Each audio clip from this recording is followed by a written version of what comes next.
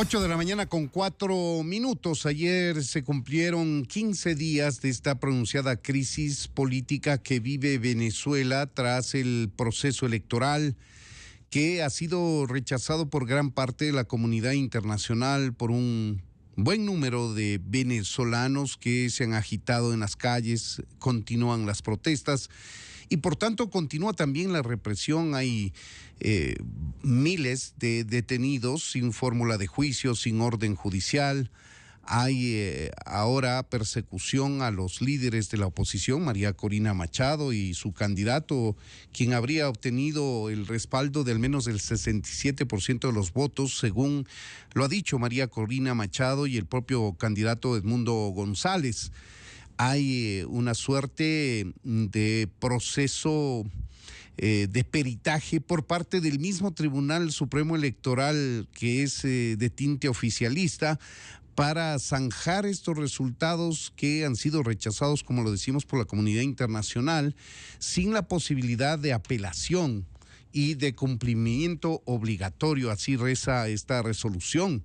Además, se empieza a buscar para reducirlos a prisión a María Corina Machado y al señor Edmundo González, que por tanto están actuando desde la clandestinidad. Se ha propuesto una movilización a nivel mundial para el próximo sábado 17 de agosto por parte de la líder opositora María Corina Machado.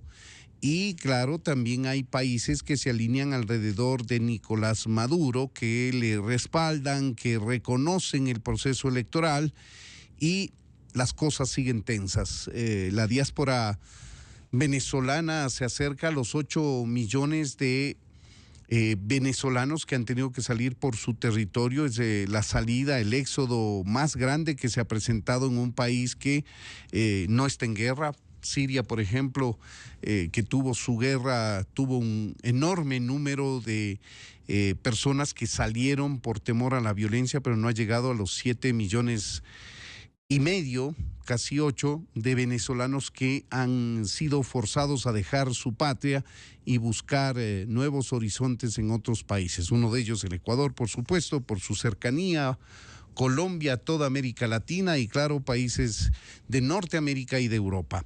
Vamos a analizar este tema de la crisis política en Venezuela con el doctor Miguel Molina. Él es periodista, pero también abogado, catedrático, es escritor y tiene su punto de vista alrededor de lo que está pasando en Venezuela y lo que podría significar esta crisis para la izquierda en general, para la izquierda latinoamericana. Doctor Miguel Molina, bienvenido a Revista de Opinión Democracia. Te saluda Freddy Paredes. Buenos días. Buenos días, Freddy. Un saludo a todas las personas que nos escuchan. Pues bien, sí, esta mañana converso, creo yo, más como escritor, porque a lo largo de mis años de lector me he formado leyendo a grandes escritores venezolanos, así que a Venezuela yo le siento como un país muy cercano mío, que conozco profundamente a través de los libros y también de amigos y de la visita que hice a Venezuela en el año 2018. Y la verdad es que es muy doloroso ver el estado en el que está hoy ese país, luego de el proceso electoral que más bien nos llenó de esperanza a los latinoamericanos que creemos en la democracia, porque significó una abrumadora votación por un cambio. Sin embargo, esa abrumadora votación por un cambio que, como usted ha mencionado, superó el 60% de los votos, está siendo de algún modo negada por una dictadura atroz que se niega a dejar el poder y una dictadura que de algún modo tiene la complicidad de algunos gobiernos de la región, ¿no? Por supuesto que es un momento crítico para la izquierda continental. A mí me parece que este es un momento en el que la izquierda muestra cuáles son sus distintas tendencias, ¿no? Por un lado vemos a un presidente de Chile, el señor Boric, que él no acepta bajo ningún concepto que una dictadura violadora de derechos humanos se niegue a dejar el poder que lo perdió en las urnas, ¿no? Pero por otro lado vemos una izquierda, digamos, en el otro extremo, totalmente radical, ¿no? Que desprecia profundamente la democracia y que está encarnada por dictadores como Daniel Ortega, Miguel Díaz-Canel en Cuba, ¿no? Ortega de Nicaragua, y con la complicidad de México del presidente Andrés Manuel López Obrador, que ellos quieren sostener a Maduro a toda costa, quieren sostener al dictador sangriento que está en el poder en Venezuela eh, a toda costa. Así que ese es un poco, me parece que son los dos extremos en los que la izquierda se está debatiendo este momento. Claro que sí. Ahora la pregunta es, ¿cuál debería ser el desenlace de este tema, de un gobierno extendido de izquierda con cuestionadas elecciones que les ha mantenido en el poder y que la oposición venezolana ha dicho basta ya, esta es la última vez y que se van hasta las últimas consecuencias? El problema es que el poder lo tiene Maduro, las armas las tiene Maduro con el manejo del estamento militar. La justicia venezolana es de Maduro, la justicia electoral es del mismo Maduro. ¿Cómo se logra que prevalezca un resultado democrático, la voluntad popular de un país en donde quien maneja todos los poderes no lo permite? Bueno, la pregunta es muy interesante porque nos permite topar algunas aristas de este problema. La primera que yo diría es que es muy compleja la situación en Venezuela. Yo, de lo que he podido de algún modo hacer el seguimiento todas estas 2 semanas, cada vez más está nebuloso el futuro de Venezuela. Digamos, si ponemos en unos números, por supuesto, azarosos, podría ser que 50% hay la posibilidad de un cambio y 50% la posibilidad de que la dictadura se perpetúe, además con unos niveles de violencia y persecución extremos. ¿Por qué? Porque, por un lado, como usted bien ha mencionado, Maduro controla los estamentos públicos, Maduro controla la fuerza del orden y finalmente puede de algún modo imponer su dictadura de esa manera. Pero por otro lado, y esto he hablado con muchos amigos venezolanos que estamos como siguiendo muy atentamente la situación, por otro lado, lo que se está dando es inédito, ¿no? También hay la sensación de que el pueblo venezolano le ha perdido el miedo a la dictadura porque ya es inaguantable. Ya es inaguantable haber destruido la ilusión democrática del 60% de la población que ha decidido por un cambio y no se puede aguantar más, ¿no? Entonces, toda esa emoción ha estado estos 15 días en las calles, ha sido perseguida esa población que votó por el cambio.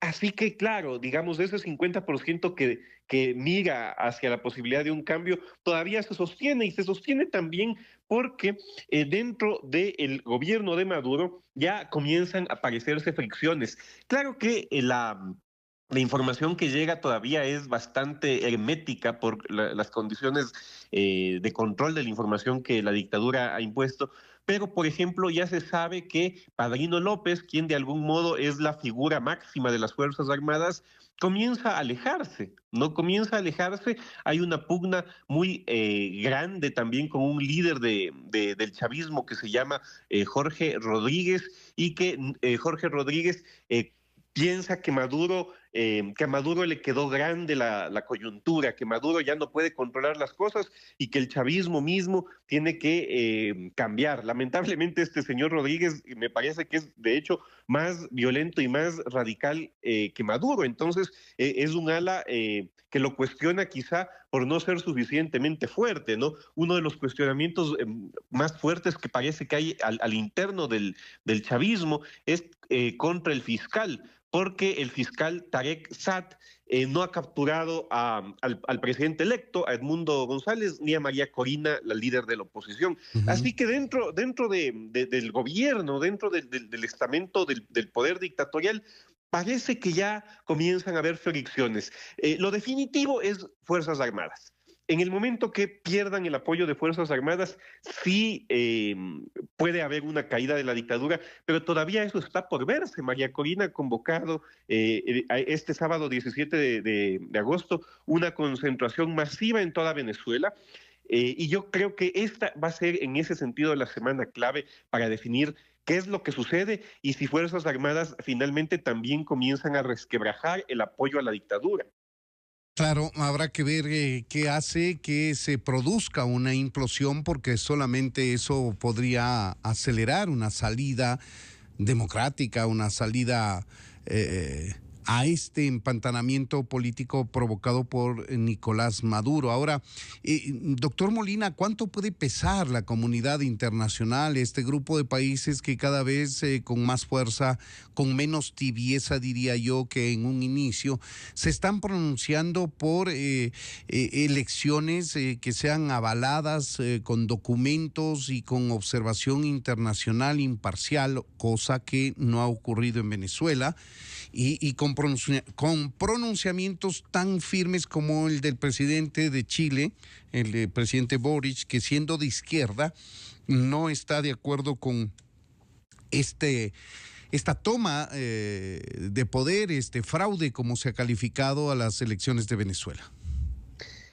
Bueno, a ver, ahí hay algunos temas que son interesantísimos en realidad, y tiene que ver un poco con cómo se ha configurado geopolíticamente el conflicto venezolano.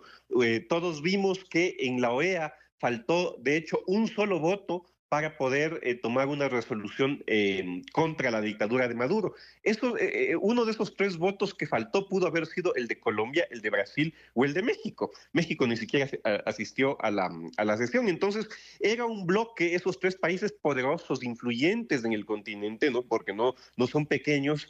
Esos tres votos influyeron mucho en el sentido de demostrar que Maduro podía tener cierto apoyo, ¿no? Sin embargo, vamos viendo que también esa alianza comienza a resquebrajarse.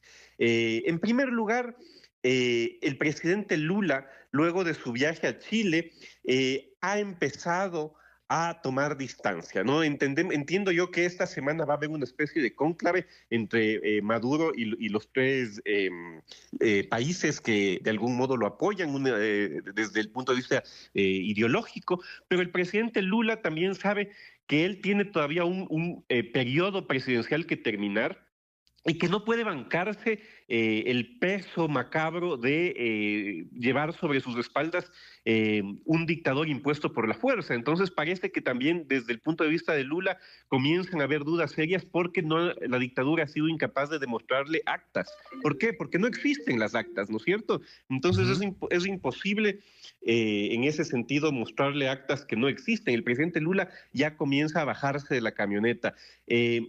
El presidente Petro no. El presidente Petro depende totalmente digamos, apoya totalmente a Maduro, probablemente porque los diálogos con las FARC, particularmente con Iván Márquez y con el Ejército de la Liberación Nacional, podrían naufragar si es que él no se muestra totalmente solidario con un aliado estratégico de estos grupos de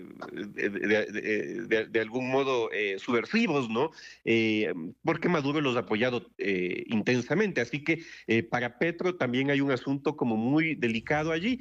Dicen también que Colombia tiene esperanzas en el gas de Venezuela para suplir los faltantes colombianos. Y si no hubiera gas venezolano en los siguientes meses para poder suplir los faltantes, también esto podría mermar el apoyo de Petro en Colombia y él está pensando en su reelección en ese sentido. Finalmente, el tema con López Obrador sí tiene una posición de salvar a Maduro a toda costa, pese a que es dictador, pese a que se ha robado las elecciones, pese a que está violando sangrientamente los derechos humanos, pero López Obrador está de salida. Y hay quienes dicen que el discurso de la señora Claudia Sheinbaum, que es la presidenta electa de México, es mucho más cercano a Boric que a esta política de impunidad que ha mantenido el presidente López Obrador. Ujú. Bueno, pero del otro lado, Miguel, están al menos 7 u 8 países de la región con los que Venezuela, de mutuo propio, ha decidido romper relaciones, entre los Sí. que se cuenta el Ecuador, por su posición frontal en contra de la dictadura que existe en Venezuela. También existen pronunciamientos fuertes de Estados Unidos y de Europa, de la Comunidad Europea. ¿Cuánto puede pesar esto, tomando en cuenta, claro, el fallido intento y vergonzoso, por cierto, de la Sí. Organización de Estados Americanos que ya lo relataste? Bueno, pesa la condena internacional, pero los dictadores no se caen solo con condena internacional. Así es. Podemos pensar en cualquier dictador macabro condenado ampliamente por gran parte del mundo y que no necesariamente ha caído a partir de esas condenas, ¿no? Pensemos en los dictadores de izquierda y de derecha, pues no, siempre encuentran sus aliados y siempre encuentran gobiernos que los condenan. No creo que va tanto por ahí el tema, aunque es un apoyo fundamental que el pueblo venezolano debe sentir y que las fuerzas que ganaron las elecciones venezolanas deben sentir, porque saben que si logran eh, hacer que se respete la voluntad popular, van a contar con apoyo internacional. Es decir, aquellos que condenan luego van a tener que apoyar el proceso democrático de Venezuela. Entonces, en ese sentido es importante. Ahora, yo creería que en Ecuador el tema es muy relevante, ¿no? Es decir, parecería que hablamos de política de un país vecino y la verdad es que todavía hablar de Venezuela implica topar fibras de política interna. Yo sí soy extremadamente crítico del silencio cómplice que la candidata presidencial Luisa González ha tenido siempre, no solo en esta coyuntura, sino siempre respecto a la dictadura venezolana, a las sangrientas violaciones a los derechos humanos, también las sangrientas violaciones a los derechos humanos de la dictadura de Daniel Ortega en Nicaragua. Yo creo que varias veces periodistas le han preguntado a la señora González qué opina, qué puede decir sobre esto, y ella ha mantenido un silencio cómplice realmente inmundo frente a una situación latinoamericana tan grave, cuando se supone no que el partido de ella ha ponderado no la Unión Latinoamericana. ¿De qué unión podemos hablar cuando no son capaces de criticar una dictadura macabra? No es un gobierno de izquierda que ha ganado elecciones, que se ha mantenido en el poder con respeto a la Constitución. Han violado todas las leyes que han encontrado en sus narices. Es una cosa macabra lo que ha pasado en Venezuela y la Revolución Ciudadana ha sido incapaz de tener una postura crítica. Entonces eso también se conecta con la situación de la izquierda continental. Una izquierda capaz de defender la impunidad de sus criminales dictadores como Maduro y como Ortega, y una izquierda, por otro lado, que sí ofrece garantías democráticas como la del presidente Boric. No, yo creo que hay una izquierda democrática en América Latina y creo que esa es la izquierda que va a valer la pena en el futuro, porque hoy por hoy este tipo de izquierda y de derecha también, podríamos hablar de eso, pero esa izquierda que defiende la impunidad de los dictadores, yo creo que no se merece la confianza de los pueblos de América Latina. Claro que sí, de acuerdo en que ha esquivado un pronunciamiento categórico la señora González respecto de lo que vive Venezuela, pero su máximo líder a través de la cuenta X, por voluntad propia, a regañadientes o por lo que sea, ha tenido que pronunciarse a favor de Nicolás Maduro y eso lo retrata de cuerpo entero a él como líder de esta organización política que tiene como candidata a la señora González, que, como tú dices, no ha tenido un pronunciamiento categórico. En todo caso, los ecuatorianos saben por dónde va la cosa, cuál es la línea de esa organización política, y ya que entramos a ese tema y estamos en un ambiente electoral, quisiera destinar unos poquísimos minutos que nos queda para analizar cuánto va a influir la crisis política que vive ahora mismo Venezuela con las elecciones en el Ecuador. Yo creo que hay que hacer que influya. ¿En qué sentido? Los ecuatorianos, creo yo que hemos tenido que debatir de manera muy dura, dolorosa, las implicaciones de la crisis venezolana en cuanto a la migración que hemos recibido. Yo soy, en ese sentido, y lo digo públicamente, totalmente latinoamericanista, es decir, no voy jamás a oponerme, digamos, a recibir a miembros de un pueblo hermano que están viviendo la destrucción de su país. Pero sí creo que en términos del diseño de la política pública, de la economía, hay un impacto muy grande en esta migración a los países de América Latina, que me parece a mí que tiene que discutirse en términos electorales. Es decir, vamos a apoyar a la dictadura que hace que miles de venezolanos viajen y migren al resto de países de América Latina en condiciones precarias, donde les violan sus derechos humanos. La violencia sexual en las fronteras es atroz. ¿No? Vamos a apoyar eso con todos los costos que implica para nosotros seguir recibiendo a nuestros hermanos venezolanos para darles una mano en este momento tan atroz de la historia de su país, o vamos a condenar a la dictadura que está causando este problema de desplazamiento masivo en América Latina. Entonces, ahí, digamos, debemos en la opinión pública lograr que influya este debate en las elecciones, porque cuando haya una candidatura que no sea capaz de tener una mirada crítica, ¿no?, a la dictadura venezolana y que por el contrario quiera apadrinar esa dictadura, quiera la impunidad de esa dictadura, creo que sí hay unas implicaciones de política interna que son terribles, ¿no? Porque seguimos de algún modo auspiciando un desplazamiento humano que es dolorosísimo. Ujú. Ahora, Miguel, ¿tú crees que Venezuela ha sido un espejo lo suficientemente grande como para que se vean reflejados miles, a lo mejor cientos de miles de ecuatorianos que históricamente han votado a favor del correísmo en el país? Eh, Me parecería que no funciona así el electorado, digamos. eh, la verdad es que el debate político en Ecuador ha caído en unos binarismos con muy poca capacidad de análisis, ¿no? Me parece también que el ejemplo venezolano y la consolidación de la dictadura venezolana en Ecuador no fue posible porque las condiciones estructurales de nuestro sistema político y económico fundamentalmente son distintas, ¿no? Nuestra economía dolarizada permitió un nivel de estabilidad que impidió la consolidación de un proyecto autoritario de la magnitud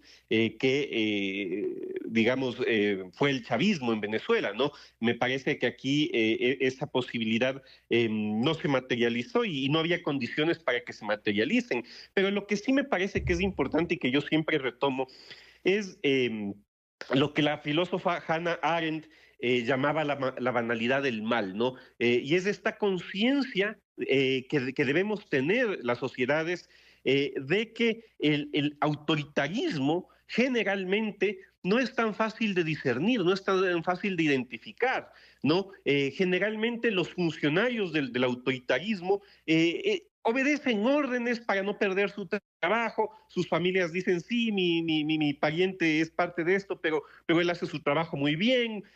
Digamos, hay una falta de conciencia sobre las raíces del autoritarismo que muchas veces son la base de que se consoliden los proyectos autoritarios. Yo creo que los ecuatorianos nos falta esa conciencia, ¿no? Y esto es aplicable para la izquierda y la derecha. Los Conciencia o ecuatorianos no conveniencia también, tenemos... Miguel.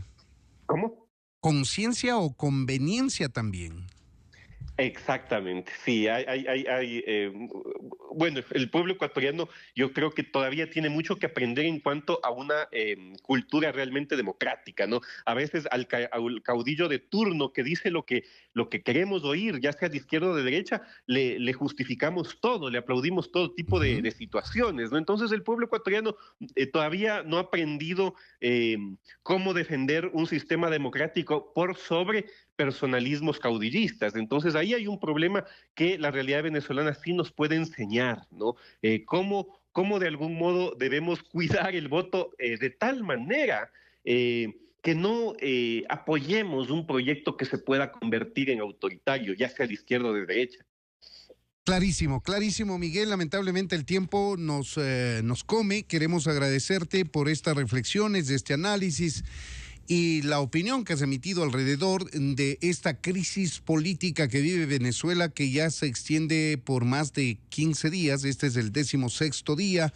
Abogamos desde estos micrófonos para que se dé una salida pronta, que se respete la voluntad popular, que se respete la democracia, que se respeten los derechos humanos de quienes están protestando ahora, que no existan detenciones extrajudiciales, que no exista persecución política, que el diálogo prime por sobre todo y que la solución salga de los propios venezolanos, de donde tiene que salir. Miguel Molina, muchas gracias, periodista, abogado, escritor, por habernos atendido. Muchas gracias.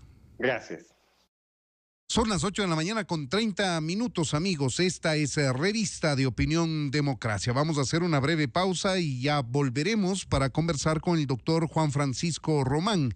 Él es el liquidador de la empresa Coordinadora de Empresas Públicas, una empresa que estuvo varios años en liquidación y que finalmente llegó a su cierre definitivo. Vamos a hablar con él al volver de la pausa, amigos. Esta es la Revista de Opinión Democrática.